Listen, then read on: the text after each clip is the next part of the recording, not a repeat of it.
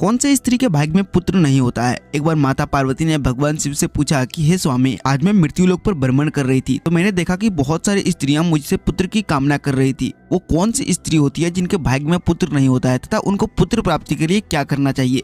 भगवान शिव पार्वती से कहते हैं कि हे पार्वती, इस कथा को तुम ध्यान से सुनना और समझना। जो भी इस कथा को ध्यान से समझता है उसे पुत्र की प्राप्ति अवश्य होती है। भगवान शिव कहते हैं कि हे पार्वती, चोलापुर नगर में एक सेठ के 2 बेटे थे। उन दोनों बेटों की शादी हो चुकी थी और सेठ के बड़े बेटे की बहू को एक बेटा था और छोटे बेटे की बहू को एक पुत्री प्राप्त थी। सेठ की पत्नी पुत्र को लेकर हमेशा अपनी छोटी बहू को ताना मारती रहती थी और उसकी छोटी बहू हमेशा ताना सुनती रहती थी। वो स्वभाव से बड़ी ही सुशील थी। एक दिन उसकी सास सुबह मंदिर जा रही थी। उसने छोटी बहू को खाना बनाकर रखने को कहा। जैसे उसके सास वहाँ से बाहर निकली वैसे एक साधु दरवाजे पर आ गया और मांडवी से भोजन कराने को कहने लगा। तब उसने सोचा कि अगर मेरी सास मुझे डांटेगी तो मैं कह दूंगा कि मैंने अपने हिस्से का भोजन साधु को कराया है और खुद भूखा रह लूंगी। दोस्तों, पार्ट 2 के लिए वीडियो को लाइक